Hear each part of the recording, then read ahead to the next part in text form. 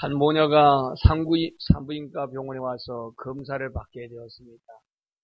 검사 결과 산부인과 그 의사 입에서 천천병력과 같은 소리가 들렸습니다.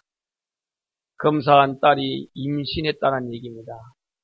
그래서 엄마는 그 현실을 믿을 수가 없어가지고 우리 딸은 어렸을 때부터 사내 아이는 한 번도 가까이 한 적이 없는데 웬 임신이냐고 딸에게 물어봤습니다. 너 남자를 가까이 한 적이 있냐? 그랬더니 나는 남자하고 키스 한 번 한 적이 없다고 그랬습니다.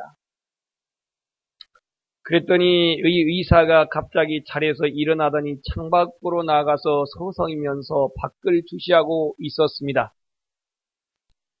딸의 임신 소식을 들어 어머니가 그렇게 묻습니다. 밖에 뭔 일이 있냐고. 그랬더니 이 의사가 이렇게 답변을 했습니다.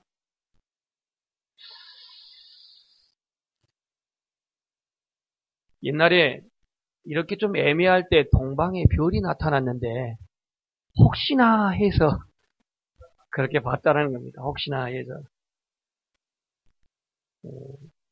오늘 성탄을 맞이한 우리 연양의 모든 지체들 가정에 하나님의 큰 평강이 함께 하시기를 축복합니다. 어울리지 않는 꽁트에 어저께 밤에 참석하고 그게 좀 굉장히 정신적인 부담이 되었던지 집에 가서 몸무게를 재보니까 한 0.8kg가 빠졌더라고요. 어젯밤에 12시 넘어서 잠을 자고 새벽에 나와서 새벽 기도를 하고 약 한 6시 45분쯤에 들어갔는데 집사람이 오지를 않습니다. 이거 저보다 빨리 들어가야 정상인데 왜냐하면 늦게 잤으니까 오늘은 또 중고등부 예배가 없잖아요. 그러니 분명히 빨리 들어와서 쉬어야 할 텐데 오지를 않는 겁니다. 그래서 또 나를 놔두고 휴거했나 그런 생각을 했는데 들어와가지고는 쉴 줄을 알았던 예상이 쉬지를 않고 계속 얘기를 하고 있는 겁니다. 누구랑? 큰아들이랑.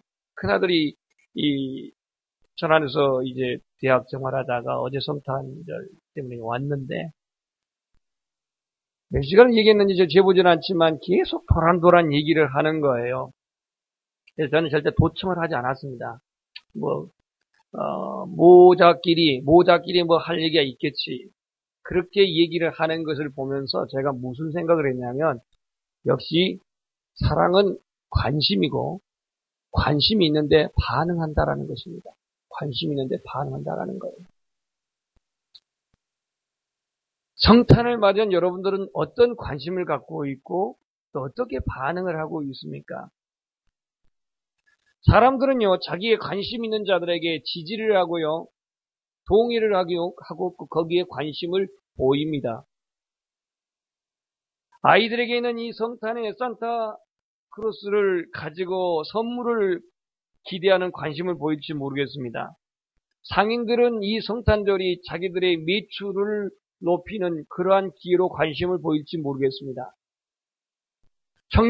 청년들과 젊은이들은 어떠한 미팅과 만남을 통해서 자기들의 어떠한 젊음을 만끽하는 그러한 데에 관심을 가질지 모르겠습니다. 그런가 하면 오늘의 또 일부 교회들은 성탄절 불의한 이웃들에게 쌀을 나눠주고 연탄을 나눠주고 이러한 이웃돕기 하는 것으로 반응을 보일지도 모르겠습니다. 성탄을 맞이한 저와 여러분은 어떤 반응을 보이고 계십니까? 오늘 본문에 나와 있는 헤롯의 반응은 그랬습니다. 예수 그리스도가 왕으로 오셨다고 하는 이러한 소식에 오늘 예루살렘에 소동이 일어났다고 했습니다. 헤롯의 관심은 자기의 정권을 유지하는 것이 목적이었습니다. 이스라엘의 왕으로서 그 왕권을 사수하는 것이 그의 관심이자 그의 표대였다는 얘기입니다. 그런데 갑자기 이 이스라엘의 새로운 왕이 왔다라고 하는 이 동방의 박사들의 말에 의해서 그들은 그야말로 패닉 상태에 빠지게 된 겁니다. 공황 상태에 이르게 된 거예요.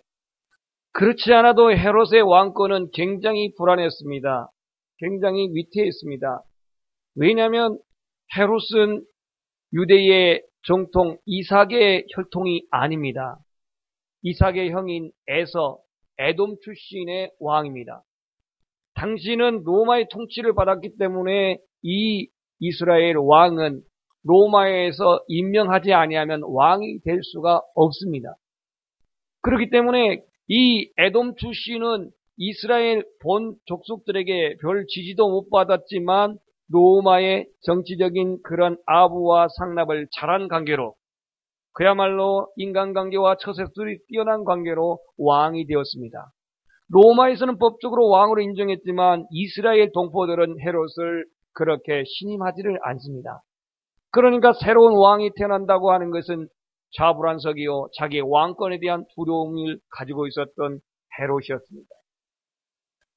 그래서 오늘 이 정치가 헤롯은 메시아에 대한 반응, 메시아에 대한 관심이 없습니다. 오로지 그의 관심은 왕권입니다. 왕의 자리를 지키는 겁니다.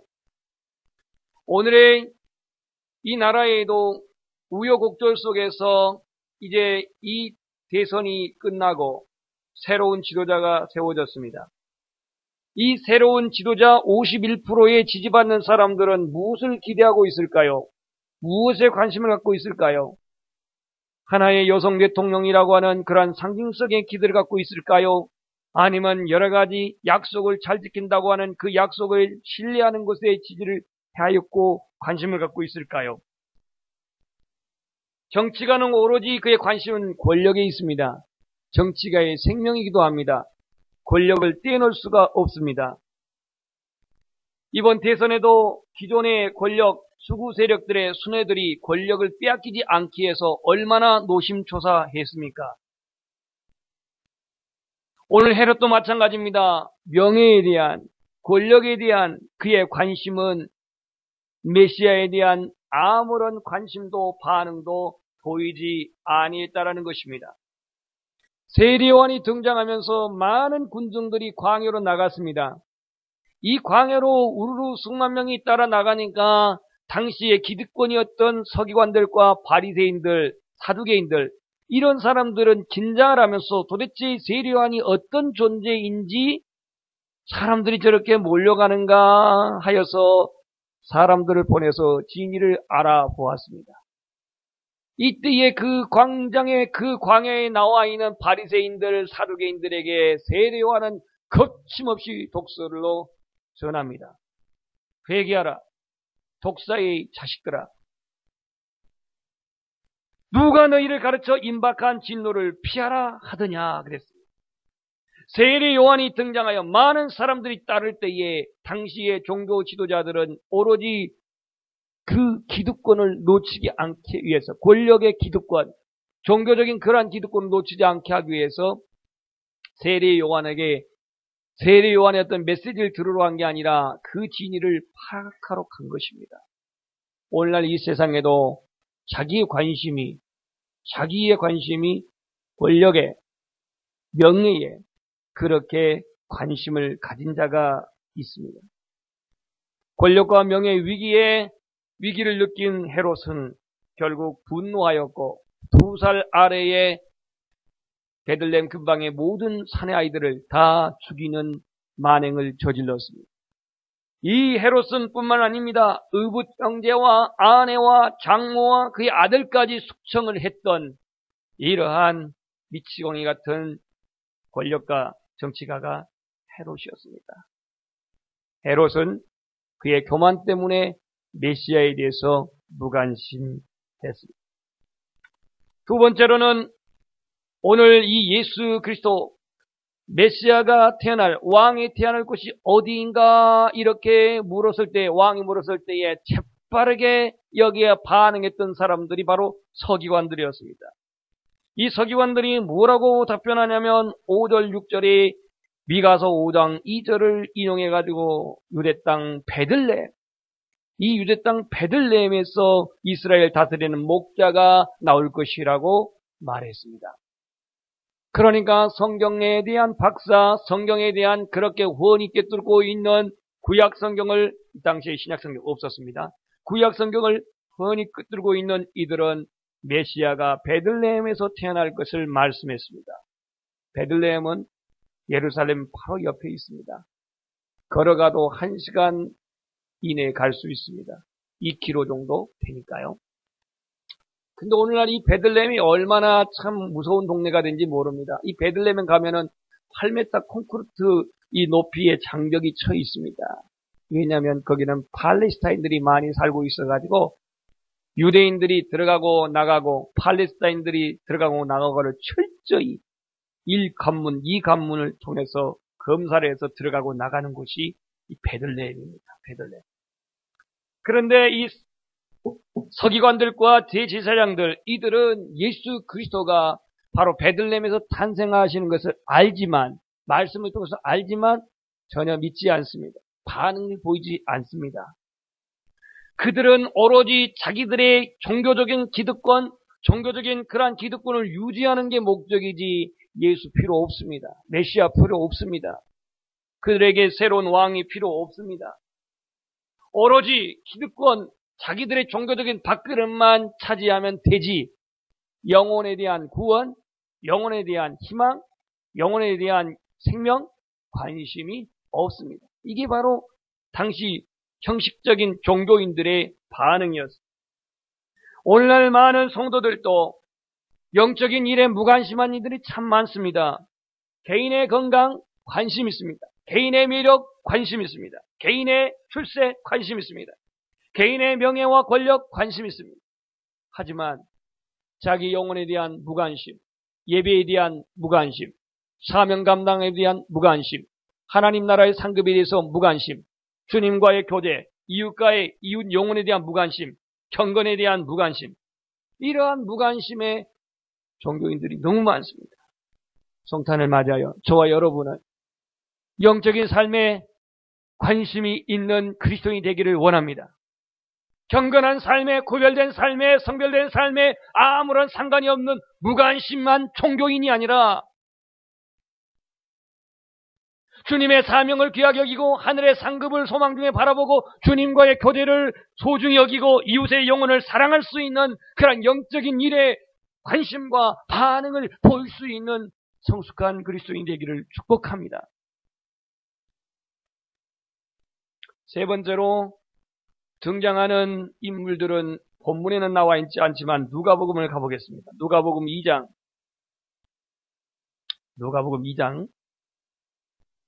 7절. 누가복음 2장 7절입니다.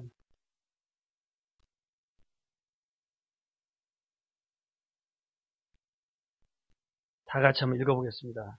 89페이지 누가복음 2장 7절 시작.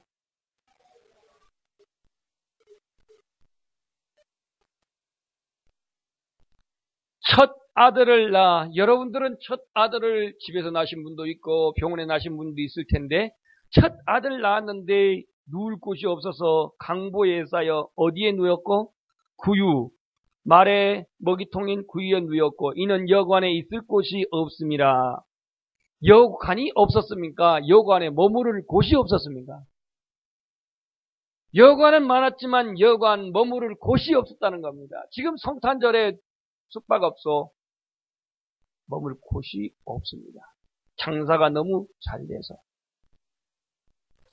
도대체 이 성탄절에 물론 어떤 여행 오신 분들도 있겠고 가족여행 가신 분도 있겠지만 왜 평상시에 텅텅 비어있는 곳이 성탄 때면은 숙박업소가 머물 곳이 없을 만큼 다 이렇게 차 있을까?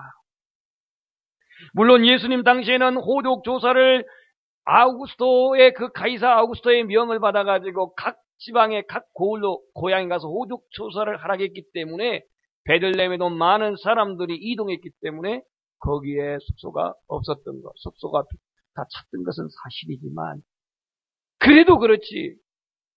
여기는 예절도 없습니까? 여기는 도덕도 없습니까? 레이드 퍼스트. 레이드 퍼스트도 그건 그냥 퍼스트가 아니야. 아기를 이제 낳아야 될 그런 산모가 왔는데도 불구하고 머물 곳이 없다고 하여서 마국간에서 잉태를 출산을 했다? 아마 모르긴 해도 이 베들레헴에 꽉 차 있는 이 숙박업소, 이 숙박업소를 경영한 사람들이 요즘 말하는 상업주의자들의 대표인데, 상업주의자들은 오로지 돈에 의해서, 매출에 의해서 얼마나 남기느냐, 얼마나 버느냐, 얼마나 소득을 남기느냐가 그들의 생명인데, 마리아 왕, 요셉, 거기는 종들이 없으니까 이 두 부부들을 또 이제 언제 애기 날지도 모르는 그런 이 임산부를 맞이할 수 있는 숙소는 아무것도 없었습니다. 아무것도 없었습니다. 다시 말해서 어떠한 그러한 어려움 중에 있는, 출산해야 될 그러한 어려움 중에 있는 이 사람에 대한 관심이 없어요. 물질이 무엇이기에, 장사가 무엇이기에, 사업이 무엇이기에, 하나의 생명을 출산하는 그 일을 다 무시해버리고 다 외면해버리고 그냥 뭉전박대를 하였을까? 오늘의 극단적인 상업주의, 이 경제주의는요, 무엇이 본질적으로 중요한 것인지, 무엇이 우선순위인지 이게 지금 바뀌어져 가지고 때로는 돈벌이 때문에 주님과의 관계가 멀어지기도 하고, 때로는 사업 때문에 주님과의 관계가 요원하기도 하고, 이런 경우가 오늘날 나타나고 있습니다. 참으로 안타까운 일입니다. 상업주의자들은 이기적인 그러한 욕망 때문에 메시아에 대한 무관심으로 나타났습니다. 그런가 하면 오늘 본문에 나타난 동방의 박사들을 보십시다. 동방의 박사들. 이 동방의 박사들은 오늘 별을 따라서 예루살렘까지 왔고, 예루살렘에 와가지고 당시 예루살렘이 수도였기 때문에 유대의 왕으로 나신 이가 어디 계시냐고 묻습니다. 그들이 온 목적은 2절에 무엇하러 왔다 그랬어요? 뭐 하러 왔다고요? 경배하러. 잘 보세요. 2절, 유대인의 왕으로 나신 이가 어디 계시냐? 우리가 동방에서 별을 보고가 아닙니다. 그의 별, 왕으로서 그 상징하는 그의 별, 슈퍼스타, 그의 별을 보고 그에게 그 왕이 되는 임금으로 온 그에게 경배하러 왔노라 하고 분명히 말합니다. 오늘 우리가 여기에 왜 왔습니까? 성탄절이라고 하는 절기 때문에 온 겁니까? 크리스마스라고 하는 절기 때문에 왔습니까? 우리가 여기 온 것은 경배하러 왔습니다. 경배하러 왔습니다. 예배하러 왔습니다. 이 동방의 박사들은 권력 때문에 온 것도 아닙니다. 명예 때문에 온 것도 아닙니다. 어떠한 자기들의 소원 때문에 온 게 아닙니다. 명분을 가지고 온 게 아닙니다. 오로지 이 이스라엘의 새로 탄생한 그 왕에게 경배라고 하는 그러한 소박한 목적을 가지고 온 겁니다. 우리가 하나님을 예배하는 데 있어서 어떤 명분을 내세우겠습니까? 우리가 하나님을 경배하는 데 있어서 무슨 소원의 요구를 가지고 무슨 어떠한 대가를 바라고 주께 나오겠습니까? 하나님의 자녀로 삼아준 것만도 감사할 일이고, 주님의 거룩한 백성으로 선택한 것만도 감사할 일이고, 우리가 하나님의 나라를 소유하는 그러한 상속자로 삼은 것도 감사할 것인데, 이 예배에 어떠한 명분을 가지고 무엇을 얻고자 하는 그러한 욕망을 가지고 나올 수 있겠습니까? 동방 박사들은 별을 따라왔고, 그리고 동방 박사들은 그 아기 예수께 경배를 합니다. 맨몸으로 오지 않았습니다. 맨입으로 오지 않았습니다. 무엇을 가지고 왔냐면 황금과 위향과 몰약을 가지고 왔습니다. 그들은 그 아기 예수님께 그 황금과 유황과 몰약이라고 하는 예물을 내려놓고 경배하고 이제 돌아서는데 어떠한 자기의 소원을 말한 것도 아니고 자기의 희망을 말하는 것도 아니고 어떠한 자기의 목적을 말한 게 아니었습니다. 오로지 거기에 경배하고 그들은 돌아섭니다. 찬양, 이런 찬양 있죠. 영광의 왕께 나 경배하며. 예수님은 영광의 왕이십니다. 평강의 왕이십니다. 구원의 주님이십니다.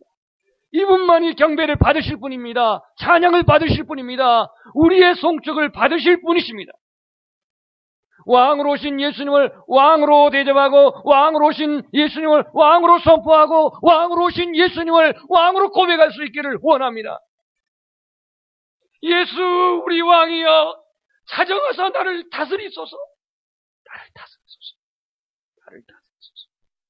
입술로 고백으로 립서비스가 아니라 정말로 이 베들레헴 마국간에서 작은 자로 낮아진 자로 가장 인간의 연약한 모습으로 오신 예수 그리스도 그 왕 되신 주님 앞에 우리의 경배가 우리 예배가 진지하고 그러한 신실한 예배가 되기를 원합니다. 황금은 예수 그리스도 왕권을 상징합니다. 위향은 그리스도의 신성과 기도를 의미합니다. 몰약은 예수 그리스도의 죽음과 고난과 죽음을 의미합니다.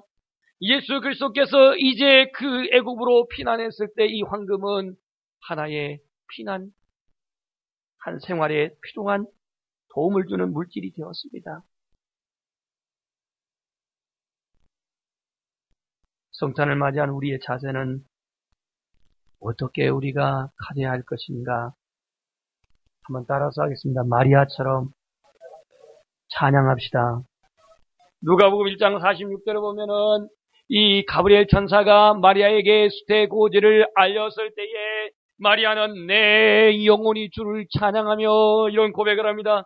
내 영혼이 주를 찬양하며 그리고 천사들이 누가복음 2장 10절에 보라 내가 온 백성에게 미칠 큰 기쁨의 소식을 너에게 전하노라. 천사와 같이 찬양하며 이 성탄을 축복하기를 원합니다. 이 성탄을 온전히 누리시기를 축복합니다.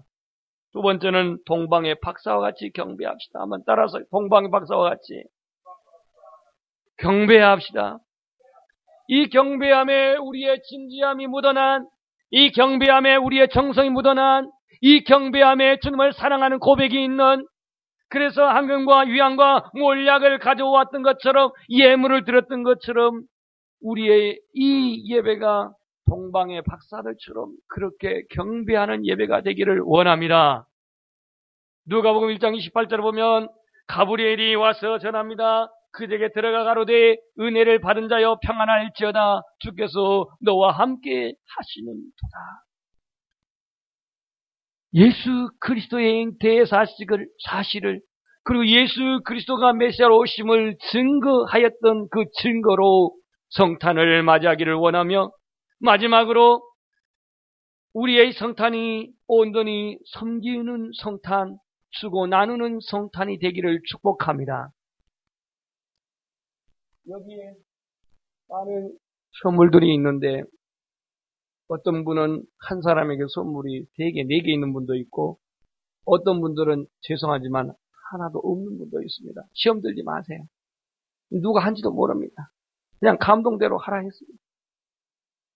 이따가 끝나고 이건 가져가시되 아니 만드신 분은 분명히 마음을 다해서 만들었기 때문에 그냥 또 놔두고 가버리면 그 만드신 분의 얼굴을 부끄럽게 합니다. 그러니까 오늘 예배 후에 하나도 남김이 없이 꼭 가져가시길 바랍니다. 정 갖고 가고 싶지 않으면 저한테 주십시오. 그거는 그냥 농담이고요. 이 크리스마스는 무엇의 약자입니까?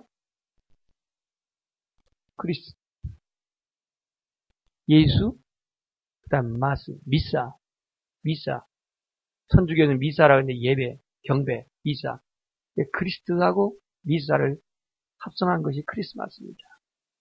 오늘 우리가 예수 그리스도 앞에 경배하는 이 경배함이 하나님께 예배의 삶, 그 예배의 삶을 이 시간 드렸는데 그 예배의 삶 속에서도 중요한 또한 성도의 나눔이 이 한 부분이고 또 오늘 우리가 드려진 이 성탄 예물이 함께 같이 나누어질 텐데 오늘 우리의 심령이 섬김과 나눔으로 이 성탄을 온전히 누리기를 축복합니다. 주신 말씀을 정리합니다.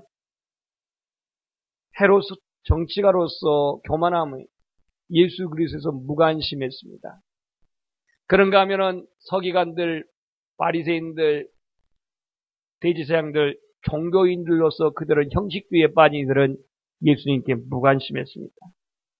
그런가 하면 여관을 경영하는 이 상업주의자들인 여관 주인업자들은 오로지 돈벌이에 자기 어떤 매출에 의해 이 탄생해야 될 예수 그리스도의 탄생에 대한 무관심했습니다. 오늘 성탄을 맞이한 저와 여러분은 주님 앞에 온전한 우리의 예배가 하나님 앞에 고백이 있고 드림이 있고 온전한 희생이 있는 그러한 예배가 되기를 원합니다. 그래서 동방박사들처럼 3가지 예물을 드리기를 원하는데, 첫 번째는 따라서 하겠습니다. 믿음의 예물을 드리자. 믿음의 예물을 드리는 믿음은 무엇이냐? 하나님이 창조주 하나님 되심과 예수 그리스도가 우리의 영원한 구주 되심과 성령님이 우리의 보혜사가 되셔서 영원토록 함께 하시는 하나님이심을 고백하는 믿음의 선물을 주님께 드리기를 축복합니다. 두 번째는 우리가 주님 앞에 드려야 할 소망의 선물인데, 이 소망의 예물인데, 이 소망의 예물은 무엇이냐? 경기가 어렵고 경제가 어렵고 취업이 어렵고 사회가 어렵지만 우리에게 영생을 주시는 하나님이 영원토록 우리의 아버지가 되신 분을 소망 중에 바라보시고 부활의 첫 열매가 되시사 우리에게 영생의 구주가 되신 예수 그리스도를 바라보시고 구속의 날까지 떠나지 아니하시고 영원토록 함께 하시는 성령님을 온전히 바라보는 이 소망의 예물을 주님께 드리기를 원하며, 마지막으로는 마음을 다하고 성품을 다하고 뜻을 다하여 힘을 다하여 하나님을 사랑하고 이웃을 사랑하는 그 예물을 하나님께 드리기를 축복합니다. 주님은 자신을 비우고 종으로 오셨고 주님 앞에 하나님 앞에 자신을 온전히 드렸던 순종의 주님이셨습니다. 마태복음의 주제는 왕으로 오신 예수님이시지만, 그러나 그는 왕으로서 백성들에게 호령하고 군림하는 왕이 아니라 자기를 비워 종의 모습으로서 끝까지 하나님께 순복했던 주님이셨습니다. 이 성탄을 통해서 더 낮아지기를 원합니다. 더 낮아지기를. 마지막으로는 주님이 오신 목적은 잊어버린 자를 찾아 구원하러 오셨다고 말씀했습니다.